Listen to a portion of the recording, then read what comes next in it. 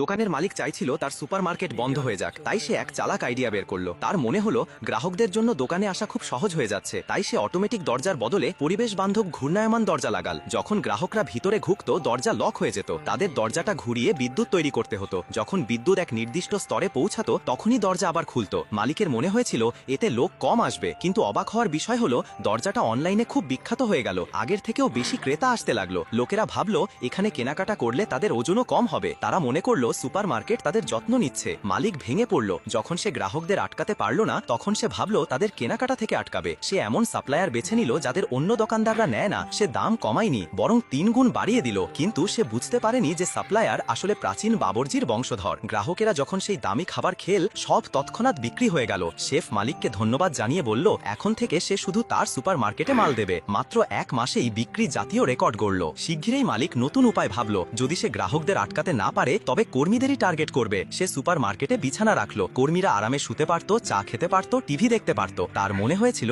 ধীরে ধীরে সবাই অলস হয়ে যাবে, কিন্তু কর্মীরা ভাবলো তাদের সম্মান করা হচ্ছে। তারা আরো বেশি পরিশ্রম করতে লাগলো। একদিন একদল লোক স্টোরে এলো। তারা আসলে স্থানীয় শ্রমিক ইউনিয়নের সদস্য। বিছানার খবর শ্রমিকদের কানে পৌঁছে গিয়েছিল। সেই দিন থেকে শহরের সব শ্রমিক শুধু এই দোকান থেকেই কেনাকাটা করতে লাগলো। তাদের ডিসকাউন্টও লাগতো না। মালিক আবারও ভেঙে পড়ল, তবু সে হাল ছাড়ল না। সে নকল পণ্যের টিভি শোতে অংশ নিল। কিছু সুপারমার্কেট চমৎকার প্যাকেজিং করত, কিন্তু ভিতরে খুব কম মাল থাকতো। কিছু 600 গ্রাম খাবারকে 300 গ্রামের 2 প্যাকেটে ভাগ করে 1 কিনলে 1 ফ্রি বলতো, কিন্তু দাম বেশি রাখতো। মালিক নিজেই তার পরদিনের পণ্যের ফাঁস করল। ভাজা মুরগির সাইনবোর্ডে লেখা ছিল 6 দামে 8টি মুরগি। আসলে 6টি মুরগিকে টুকরো করে 7ম মুরগি বানানো হয়েছিল। তারপর ওপর থেকে একটি পুরো মুরগি যোগ করা হয়েছিল যাতে সত্যি লুকিয়ে থাকে। দর্শকরা হতবাক হয়ে গেল। সবাই ভাবলো 6 দামে 7 মুরগি মানে একেবারে সৎ ডিল। মালিক হঠাৎ শহরের সবচেয়ে দয়ালু ব্যবসায়ী হয়ে গেল এবং পরদিনেই সব শেষ হয়ে গেল। মালিকের আর কোনো কৌশল বাকি রইল না।